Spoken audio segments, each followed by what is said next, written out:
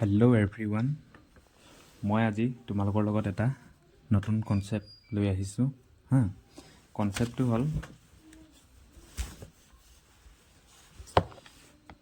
Neither gain নৰ ইনক'ৰ্ছ। যেতিয়া প্ৰফিটো নহয় আৰু লোকচানো নহয় হা, যেতিয়া if two article are sold at no' profit or no' loss হা, যেতিয়া নাইডাৰ গেইনছ নৰ ইনকিউৰ্ছ এ লছ হা, যেতিয়া কোনো প্ৰফিট আৰু লছ নহয়। এই ৱৰ্ড চেণ্টেন্সটো থাকিলে কেনেকৈ কৰা হয়, বা যেতিয়া লাভ আৰু লোকচান একো নহয় হা, তেতিয়া থাকিলে কেনেকৈ কৰিব পাৰি। ইয়াত কৈছে, এটা কুৱেশ্যনটো মই একবাৰ পঢ়ি দিছোঁ, তেতিয়া বুজি পাবা। Sujatha purchased 2 articles for a total of 1080 rupees by selling one at a profit of 25% and the other at a loss of 20%. She neither gains nor incurs a loss. What is the difference between the cost price of the two articles? Okay. So, সুজাতাই দুটা বস্তু মুঠ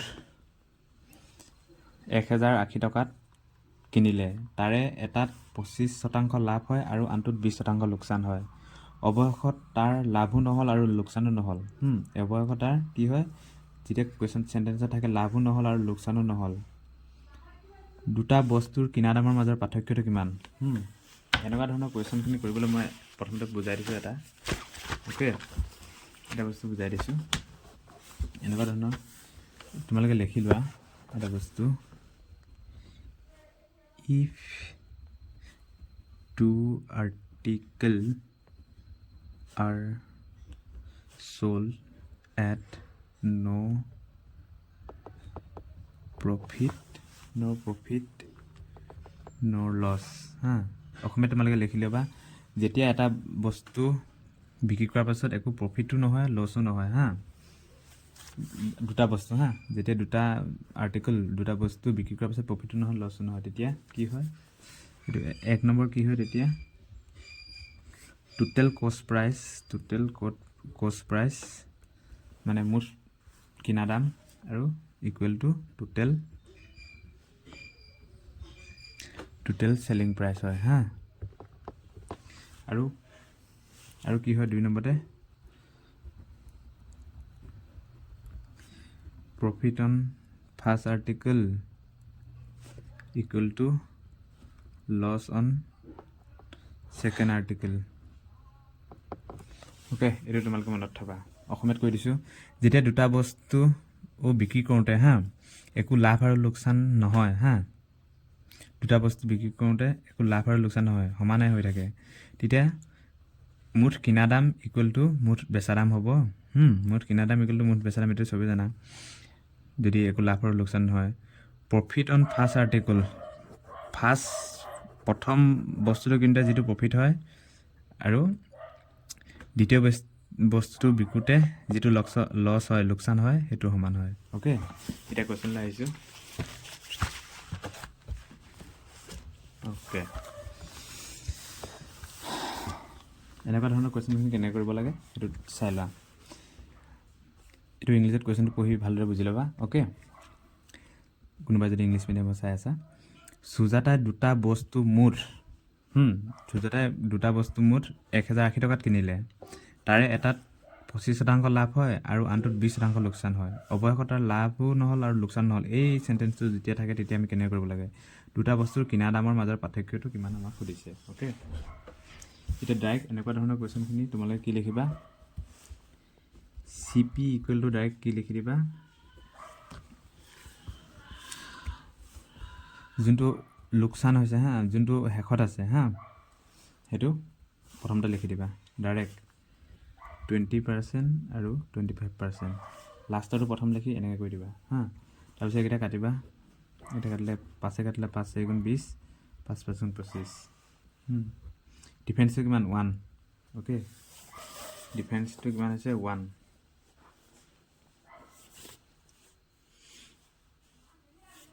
ডিফাৰেঞ্চটো 1 হৈছে।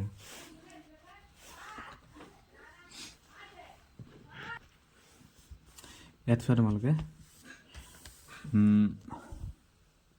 Total কষ্ট price কিমান 4 + 5 কিমান 9 9 is equal two আমাক কিমান দিছে 9 ইজিকেল টু মোৰ দুটা বস্তু কিনোতে কিমান হৈছিল বুলি কৈছে কিমান এইটো গ'লে 1 ইকুৱেল টু আমি কিমান পাম 120 হা আমাক কুৱেশ্যনত কি সুধিছে এইটো তোমালোকে ভালদৰে বুজি লোৱা হা অ'কে এনেকুৱা ধৰণৰ কুৱেশ্যনবিলাক অৱশেষত যাৰ লাভো নহ'ল আৰু লোকচান নহ'ল তেনেকুৱা ধৰণৰ কুৱেশ্যনখিনি ডাইৰেক্ট চি পি দিবা হা কষ্ট প্ৰাইচ চি পিটো দিবা দি মেলি ডাইৰেক্ট কি কৰিবা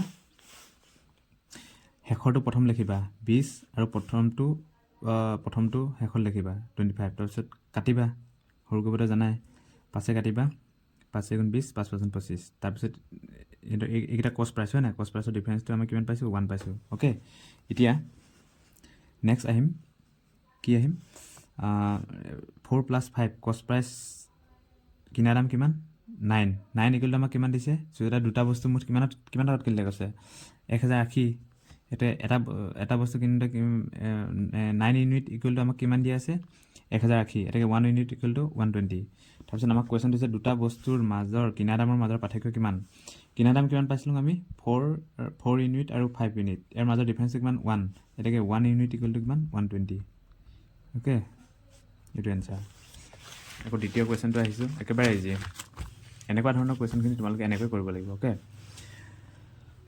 লতা পাৰ্কেজ টু ফেন্স ফৰ ৰেচ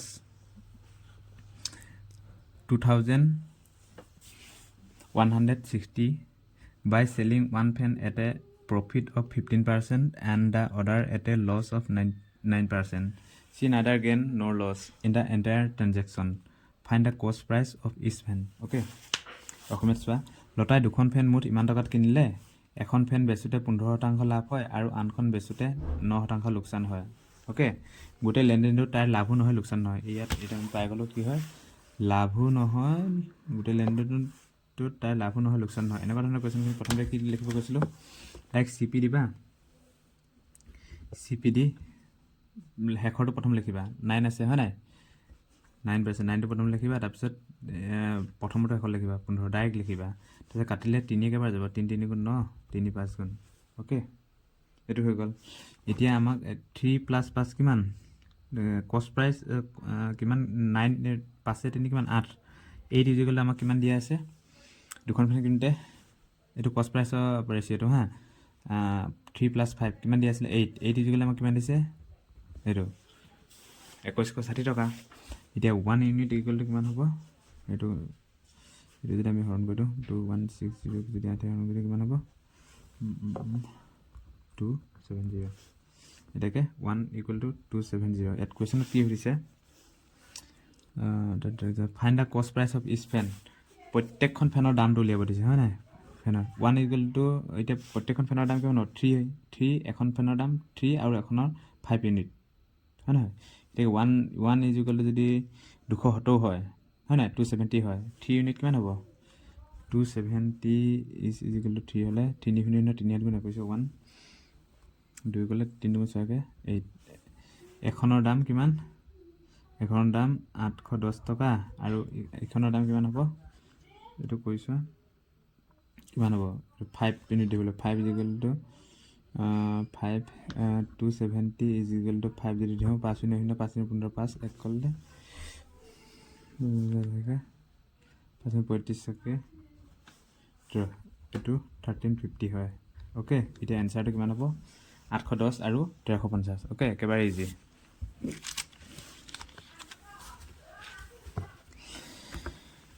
দ্বিতীয় কুৱেশ্যনটো দিছে Anil both two article A and B at a total cost of res 10,000 he sold the article A at 15% profit and the article B at 10% loss in the whole deal he made no profit or no loss find the selling price of the article A ইয়াত কি সুধিছে আমাৰ কষ্ট price নাই সোধা ইয়াত selling প্ৰাইচটো সুধিছে অ'কে এনেকুৱা ধৰণৰ কুৱেশ্যনখিনি আমি কেনেকৈ কৰিব লাগিব সেইটো চাই লোৱা অ'কে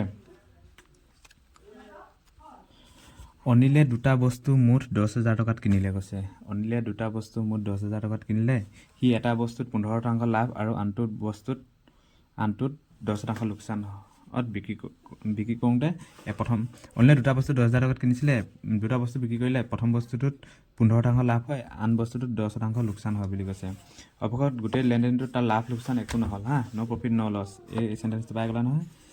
এতিয়া কেনেকৈ কৰিলোঁ, বস্তুটোৰ কিনা দাম আৰু বিক্ৰী দামটো কিমান সেইটো আমাক উলিয়াব দিছে। অ'কে, প্ৰথমতে আমি CPটো উলিয়াই লওঁ। অ'কে,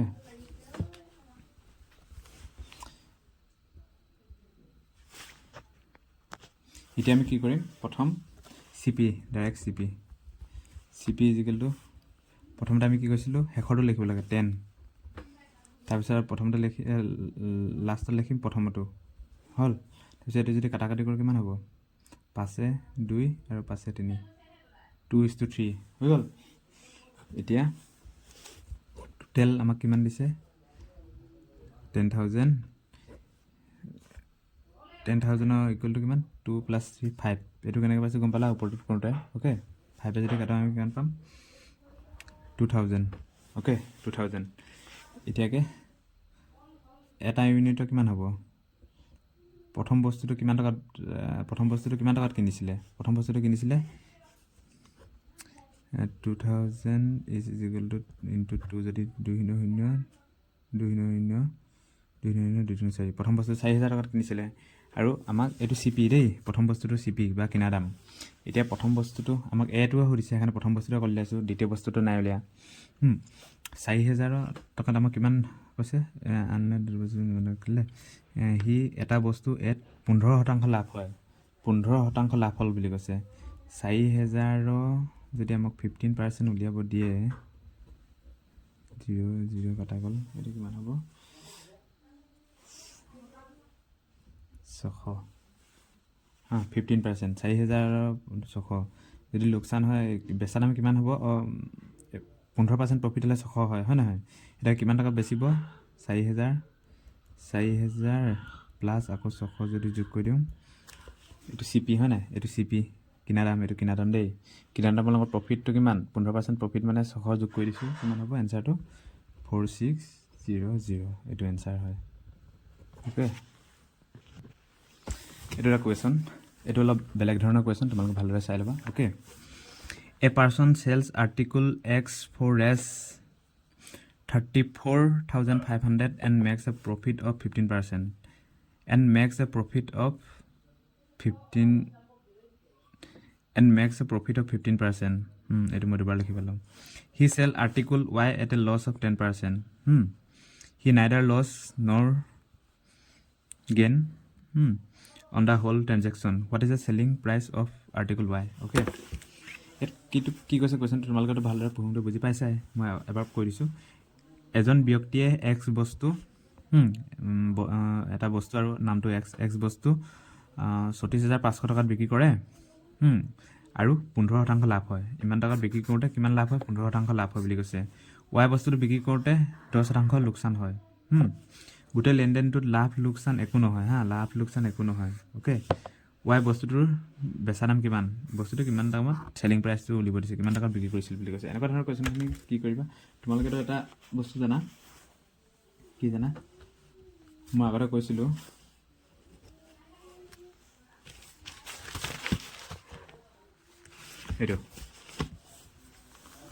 এইটো মনত ৰাখিবা, ইয়াত এই সূত্ৰটো খাব প্ৰফিট অন ফাৰ্ষ্ট আৰ্টিকল, প্ৰথম বস্তুটোত যিটো প্ৰফিট হৈছে প্ৰফিট অফ ফাৰ্ষ্ট আৰ্টিকল, প্ৰথম বস্তুটোত যিটো প্ৰফিট হৈছে equal to loss on the second article. Okay, এইটো মনত থৈলা, profit on first article equal to loss on second article. প্ৰথম বস্তুটো যিটো প্ৰফিট হৈছে ইকুৱেল টু ছেকেণ্ড বস্তুটোত লছ হোৱা সমান, হয় নাই, এইটো ইকুৱেল হয়। এই সূত্ৰমতে এতিয়া কৰিম। অ'কে, এতিয়া 15% মানে কিমান, 15% মানে 3/20 ইকুৱেল টু 15% মানে এইটো, হয় নহয়। আকৌ দ্বিতীয়তে কিমান কৈছে, 10% লছ, 10% মানে কিমান, 10% মানে 1/10, হয় নাই, 1/10। 15% প্ৰফিট হৈছে মানে 3+ এইটো প্ৰফিটটো, হয় নাই, আৰু কিমান হৈছে 10% লছ, এইটো 10% লছ। Okay, 10% loss. এতিয়া আমি কি কৰিব লাগিব সূত্ৰটো পাইছিলোঁ এইটো প্ৰথম আৰ্টিকলত 15% প্ৰফিট হৈছে হয় নাই প্ৰথম আৰ্টিকলটোত যিটো প্ৰফিট হৈছে কিমান +3 প্ৰফিট হৈছে হয় নাই এইটো ইকুৱেল টু কি হ'ব লাগিব এই ছেকেণ্ড আৰ্টিকল হয় নাই ছেকেণ্ড আৰ্টিকল এইটো ইয়াত 1% লছ হৈছে হয় নাই 10% লছ হৈছে এই ছেকেণ্ড আৰ্টিকলত যিটো লছ হৈছে নহয় সেইটো ইকুৱেল কৰিব লাগিব ইয়াত +3 আছে ইয়াত -1 আছে হয় নাই লছটোতো 3 হ'ব লাগিব সেইকাৰণে আমি ইয়াত এটা 3 পূৰণ কৰি দিম এই ওপৰত 3টো পূৰণ কৰোঁতে তলতো 3টো পূৰণ কৰিবলগীয়া হৈছে ওকে এইটো আমি মিলাব লাগিব কেলে সূত্ৰ মতে কি হয় মানে যেতিয়া কোনো এটা লেনদেন কৰোঁতে লাভো নহয় লোকচানো নহয় যেতিয়া কোনো এটা লেনদেন কৰোঁতে লাভো নহয় লোকচানো নহয় তেতিয়া কি হয় এই প্ৰফিট প্ৰথম বস্তুটোত ইমান টকা বিক্ৰী কৰোঁতে যিটো লাভ হৈছে 15% ইয়াৰ প্ৰফিটটো আৰু লোকচানৰ প্ৰফিট কিমান টকা লোকচান হৈছে সেইটো ইকুৱেল হ'ব লাগিব সেইকাৰণে আমি ইকুৱেল কৰি দিলোঁ ইয়াত +3 আছে এইটো 3 বনাবলৈ ইকুৱেল কৰি দিলোঁ ওকে এতিয়া কি হ'ব 3 = 20 এইটো -3 হ'ল এইটো লছ কাৰণে -3 হৈছে এইটো প্ৰফিট কাৰণে +3 3,030 হ'ল ওকে এইটো কি হয় এইটো CP হয় নহয় CP এইটো এতিয়া চেলিং প্ৰাইচ কি হ'ব বিক্ৰী দাম 20 লগত +3 হ'লে কিমান হ'ব 23 চেলিং প্ৰাইচ হয় নাই চেলিং প্ৰাইচ বা বিক্ৰী দাম প্ৰফিট হৈছে +3 15% প্ৰফিট মানে 20 + 3 হ'লে 23 ওকে তাৰপিছত এইটো কিমান হ'ব 30 পৰা -3 লোকচান হৈছে হ'লে কিমান হ'ব 27 ওকে এতিয়া আমাক এটা বস্তু দিয়া আছিলে ইয়াত প্ৰথম বস্তুটো চেলিং প্ৰাইচ কিমান দিয়া আছে 23 ইউনিট 3400 হয় নাই এইটো 1 ইউনিট গ'লেও কিমান হ'ব এইটো হৰণ কৰিলে 1500 ওকে 1500 1 ইউনিট গ'লেও 1500 মানে এইটো ইয়াৰ লগত 1500 পূৰণ কৰিলে কিমান হয় 34500 গতিকে দ্বিতীয় বস্তু এইটো দ্বিতীয় বস্তুটো চেলিং প্ৰাইচ হয় নহয় এইটো প্ৰথম বস্তুটো চেলিং প্ৰাইচ এইটো দ্বিতীয় বস্তুটো চেলিং প্ৰাইচ এতিয়া ইয়াৰ লগত 1500 এটা পূৰণ কৰিলে কিমান হ'ব 40500 ওকে এইটো এনসাৰ একেবাৰে ইজি ওকে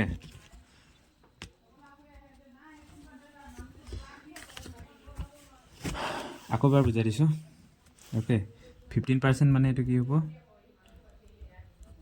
ইমান ওকে এতিয়া 10% মানে কিমান 1/10 কিন্তু আমি সূত্ৰমতে প্ৰথম বস্তুটো প্ৰফিটটো আৰু দ্বিতীয় বস্তুৰ লছটো আমি সমান হ'ব লাগিব মই প্ৰথমতে কৈ থৈছিলোঁ সেইকাৰণে এইটো ইয়াত 3 টা পূৰণ কৰিলোঁ ইয়াত 3 টা পূৰণ কৰিলোঁ এইটো যে তোমালোকে কৰিলে এনেকৈ হৈ ওলাই যায় আৰু এইটো সদায় CP হয় নহয় এইটো যিমানটো বেছিব এইটো SP চেলিং প্ৰাইচ ওকে এনেকৈ কৰিলে এইটো আৰামছে ওলাই যায় এতিয়া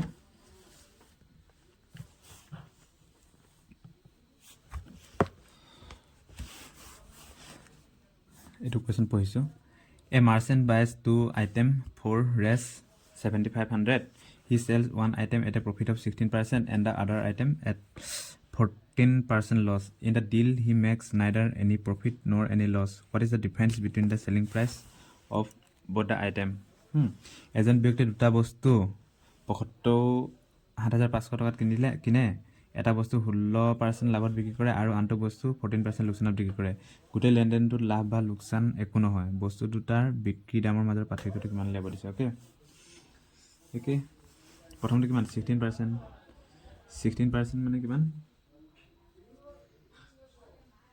16% মানে 16 বাই যদি 100 ধৰিলোঁ কিমান হ'ব 4/25 প্ৰফিট তাৰপিছত 14% মানে কিমান 14% মানে 7/50 14% মানে 7/50 ওকে লছ হৈছে 14% লছ হৈছে এতিয়া এইটো আমি এটা কথা গম পাম +4/25 ইকুৱেল টু প্ৰথম বস্তুটোৰ এই প্ৰফিটটো ইকুৱেল হ'ব লাগিব এই ছেকেণ্ড বস্তুটোৰ এই লগত ইকুৱেল হ'ব লাগিব কিন্তু ইকুৱেল হৈ নাই থকা হয় নাই ফ'ৰ নহয় এইকাৰণে মিলাব লাগিব আমি মিলাবলৈ আমি কি কৰিম ইয়াৰ লগত 7 পূৰণ কৰি দিম ইয়াৰ লগত 4 পূৰণ কৰিম ইয়াতো 28 হৈ যাব ওপৰত পূৰণ কৰাৰ লগে লগে তলতো পূৰণ কৰিব লাগিব 7 এই ওপৰত 4 পূৰণ কৰিলে তলতো 4 পূৰণ কৰিব লাগিব ওকে এতিয়া কি হ'ব প্লাছ 28/25 আৰু 7 হ'লে 175 আৰু ইকুৱেল টু 4 × 28 মাইনাছ এইটো এই বস্তুকেইটাহে আমি ইকুৱেল কৰিব লাগে দেই এনেকুৱা ধৰণৰ কুৱেশ্যনবিলাক মানে য'ত বস্তু এটা লেনদেন কৰাৰ পিছত লাভো আৰু লোকচান নহয় হা এনেকুৱা বস্তু এই বস্তুটা আমি এইটো প্ৰফিট আৰু লছ পাৰ্চেণ্টেজ এইটো ইকুৱেল কৰিব লাগিব ওকে প্ৰথম বস্তুটো প্ৰফিট আৰু ছেকেণ্ড বস্তুটো লোকচানটো ইকুৱেল কৰিব লাগিব তাৰপিছত ইকুৱেল কৰিলে কিমান হ'ব আমিতো জানো এইটো 200 ওকে মানে এইটো আমি পাইছোঁ 28 প্লাছ দে plus 28 175 equal to 28 minus 200 okay এতিয়া আমি কি কৰিম এইটো কিমান হয় এইটো CP হয় নাই এতিয়া SP আমাৰ এই সেলিং প্ৰাইচকেইটাৰ ডিফাৰেঞ্চটো উলিয়াব দিছে সেলিং প্ৰাইচটোৰ ডিফাৰেঞ্চ হ'ব 175 প্লাছ 28 হ'লে সেলিং প্ৰাইচটোৰ ডিফাৰেঞ্চ কৈছে প্ৰথমটো সেলিং প্ৰাইচ কিমান হ'ব 203 ডিফাৰেঞ্চ মানে মাইনাছ দি দিছোঁ আৰু 200 পৰা 28 গ'লে কিমান হ'ব 172 এটা মাইনাছ কৰিলে 31 ওকে এতিয়া আমি চাব লাগিব ইয়াত অপশ্যন দিয়া থাকিব দুটামান ধৰ 720 562